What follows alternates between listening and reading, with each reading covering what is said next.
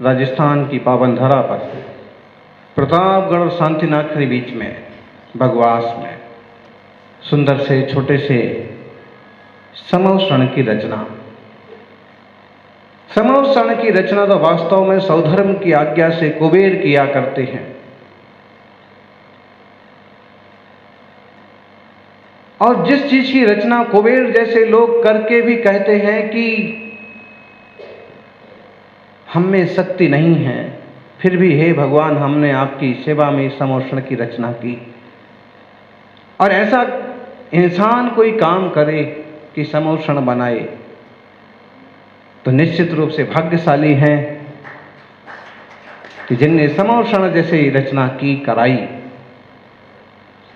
आत्मार्थी सज्जनों, आध्यात्मिक वैभव को पाकर के, आत्म स्वरूप को जान करके, आत्म समृद्धि को समझ करके जिनने बाह्य वैभव को छोड़ा, अंतरंग वैभव को प्राप्त किया, जिनने बाहर की उपलब्धियों से अपनी उपलब्धि नहीं मानी और जिनने स्वरूप की उपलब्धि से ही अपनी उपलब्धि मानी, ऐसे तीर्थंकर प्रभु चार घातिया कर्मों का नाश करके जब अरहंत अवस्था को उपलब्ध होते हैं तब समवसरण की रचना होती है। और समवसरण की वो धर्म सभा ऐसी अद्भुत धर्म सभा होती है कि लोक में वैसी धर्म सभा किसी की नहीं होती, और इसलिए मानतुंग जैसे आचार्यों ने उसकी महिमा गाई। धर्म देश ना के विधान में था जिनवर का जो ऐश्वर्य, वैसा क्या कुछ अन्य को देवों में भी दिखता है सौंदर्य।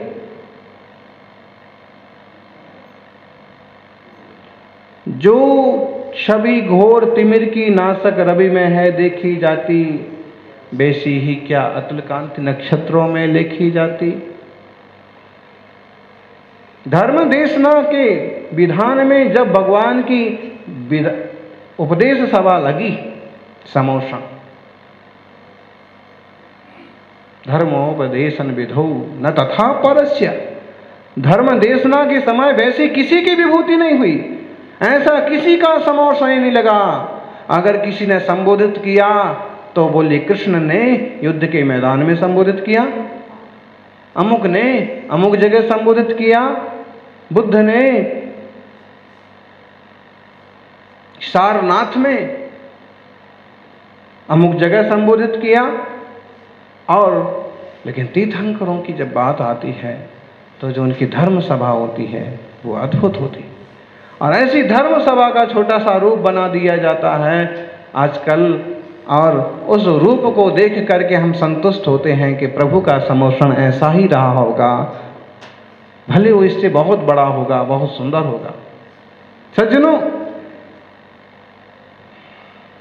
जब केवल ज्ञान होता है, आप देवताओं के यहाँ नगाड़े बजने लगते हैं, शंख बजने लगते हैं, आसन डोल उठते हैं, सिंहनाद हो उठता है।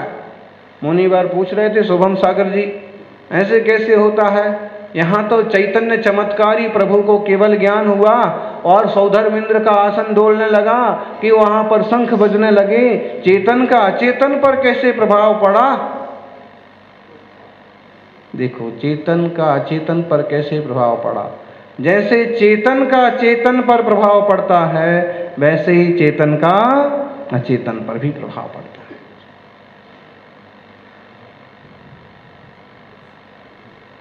देखो, आप किसी को याद करते हो और वो व्यक्ति आ जाए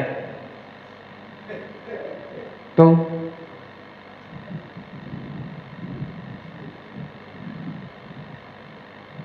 मतलब क्या हुआ? सब लोग समझ गए हैं। आप किसी को याद करते हो और उसको हिचकी चलने लगती है, उसको सपने आने लगते हैं, उसको फिर ये संकेत होता है कि भाई अब तो जाना ही पड़ेगा। क्यों? ये चेतन का चेतन पर प्रभाव। अगर आपका विशुद्धि से, आपका आत्मीयता से जुड़ाव है तो कहीं ना कहीं प्रभावित करता है।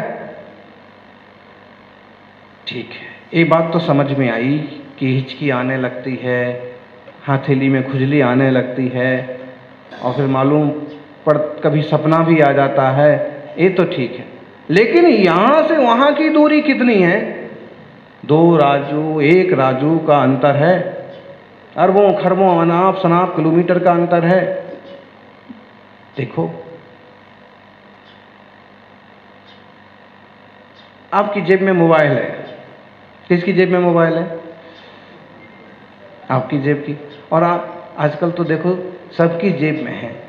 पहले अम्माओं की कमर पर जो है ना वो तिजोरी का लच्छा हुआ करता था, चाबियों का, और आजकल होता है मोबाइलों का लच्छा।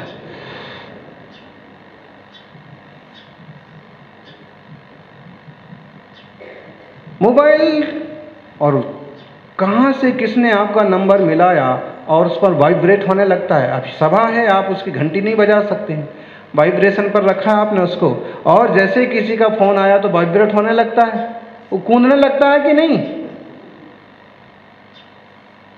10,000 किलोमीटर से फोन आपको, और आप यहां फोन कूद रहा है आपका। अगर यूं रखा हो किसी स्पंज पर, किसी किताब पर, तो हिलता है, कूदता है। जब वैज्ञानिकों के आविष्कार में इतना दम हो सकता है कि 10,000 किलोमीटर से भी आपका 100-150 ग्राम का लोहे का पुद्गल का पिंड कूद सकता है, तो तीर्थंकर की चैतन्य शक्तियों में, आत्मा में, पुण्य बरगड़ाओं में ऐसी सामर्थ्य क्यों नहीं होगी कि सौधर्म का आसन भी कांप जाए। कांपता है, उसमें भी स्पंज होता है, उसमें भी वाइब्रेशन होता है, और समोषण की रचना होती है।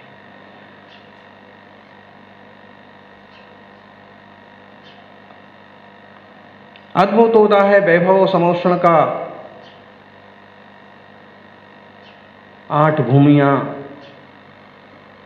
4 परकोटे, 5 वेदियां, बाउंड्री वाल कितनी? 4, और हर बाउंड्री वाल के हर गेट पर अमुक जाति के देवता पहरा देते हैं। 5 वेदियां, वेदियां माने स्टेप्स, ऊंचाई कितनी? आगे आगे 5 वेदियां आती हैं। और 7 भूमियां, 8वीं भूमि श्री मंडप भूमि पर श्री जी विराजमान होते हैं गंधकुटी में, वहां 3 कटनियां होती हैं। ऋषभदेव भगवान का समर्षण था 12 कोस का, 12 योजन का, 48 कोस का, 96 किलोमीटर का, 96 मील का, 144 किलोमीटर का। इतना बड़ा समोषण। बोलिए, अभी मोटेरा स्टेडियम कितना बड़ा है? 2 किलोमीटर में फैला होगा, 3 किलोमीटर में। भाई पंखे बंद करो, चिड़ियां घूम रही हैं।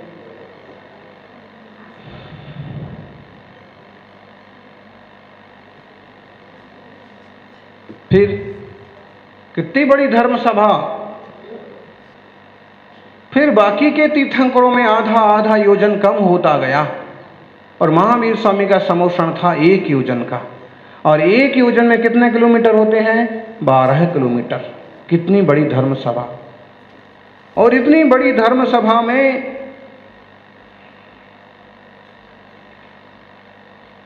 तीर्थंकर जैसे ही केवल ज्ञानी होते हैं तो 5,000 धनुष ऊपर पहुंच जाते हैं, आकाश में ऊपर चले जाते हैं, आपो आप इतने हल्के हो जाते हैं।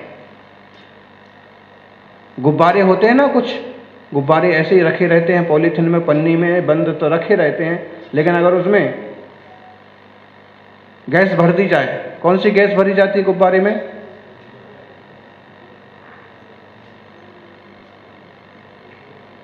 हीलियम।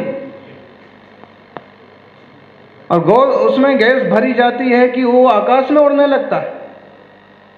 तीर्थंकर भी ऐसे कुछ हल्के हो जाते हैं कर्मों का अभाव होने से कि 5,000 ऊपर चले जाते हैं। 5,000 ऊपर जाकर के समोषण की रचना होती है। इंसान ऊपर कैसे पहुंचेगा?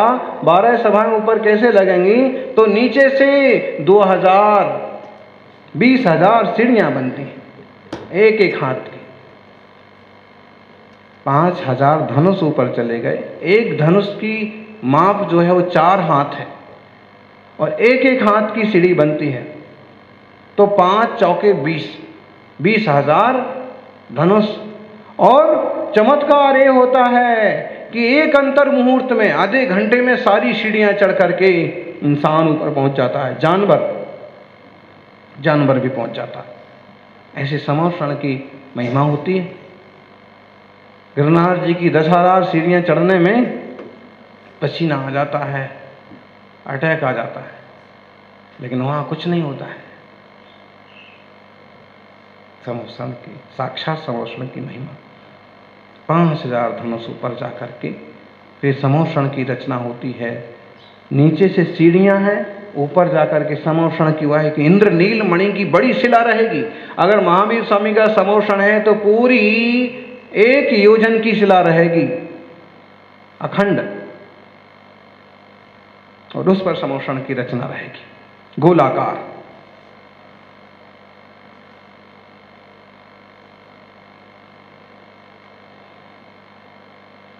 अंत में गंधकुटी में भगवान विराजमान रहेंगे। समोषण में सबसे पहले धूलिसाल कोट होता है।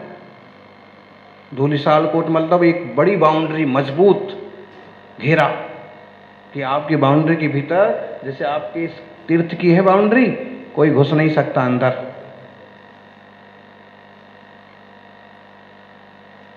ऐसे धूलिसाल ऊंचा, तीर्थंकर से 12 गुना ऊंचा होता है वो कोट, और रत्नों से बना होता है।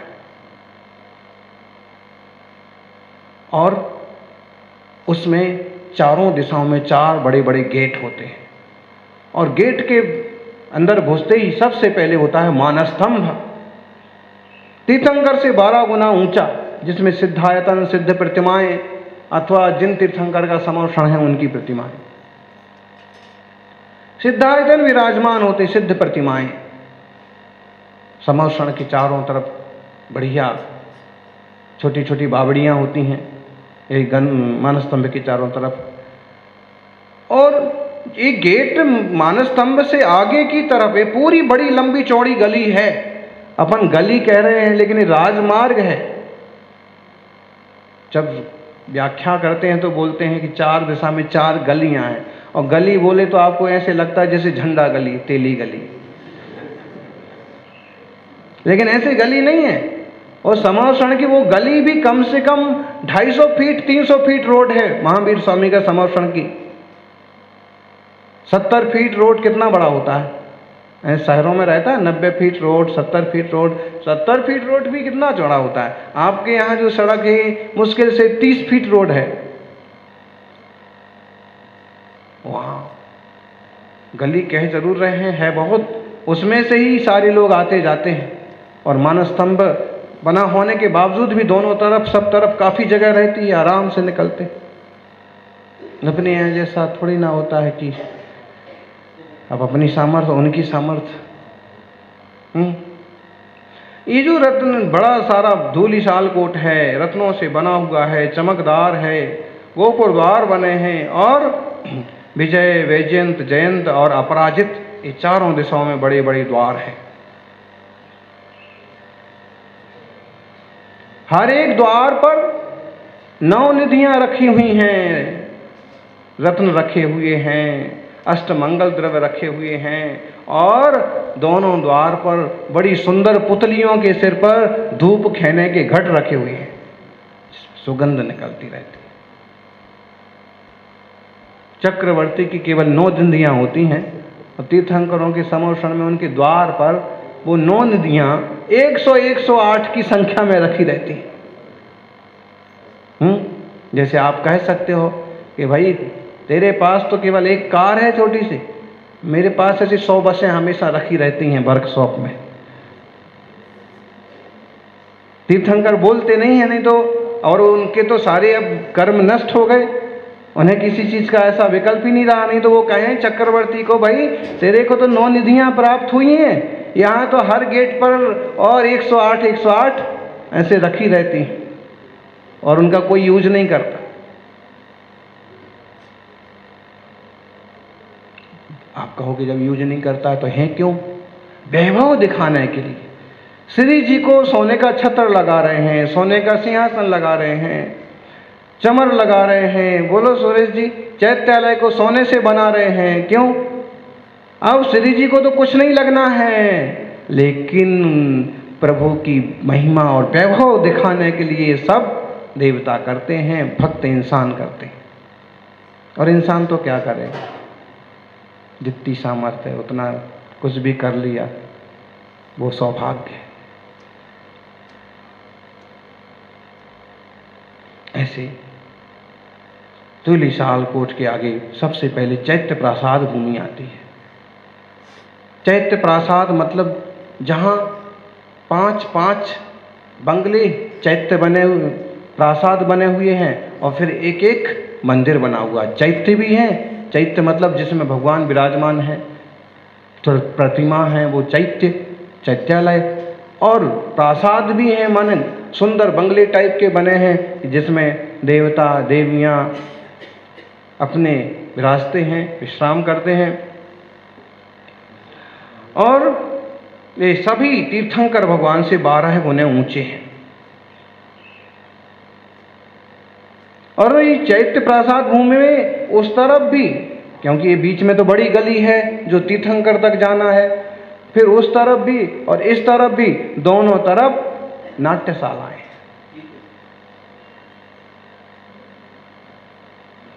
दोनों तरफ नाट्यशाला, दो नाट्यशाला, एक इस कोने पर एक इस कोने पर। जैसे एक गेट है, मान लीजिए कि ये इस तरफ जाने वाला गेट है, ये मूल रास्ता, तो एक इस द्वार के इस तरफ और एक इस तरफ पार्श्व भाग में रचना है। और उसमें 32 देवियां हमेशा नृत्य करती रहती, डांसिंग। बोलो अब कितने लोग तो डांस देखने में बिजी हो जाते हैं, आगे पहुंचते ही नहीं।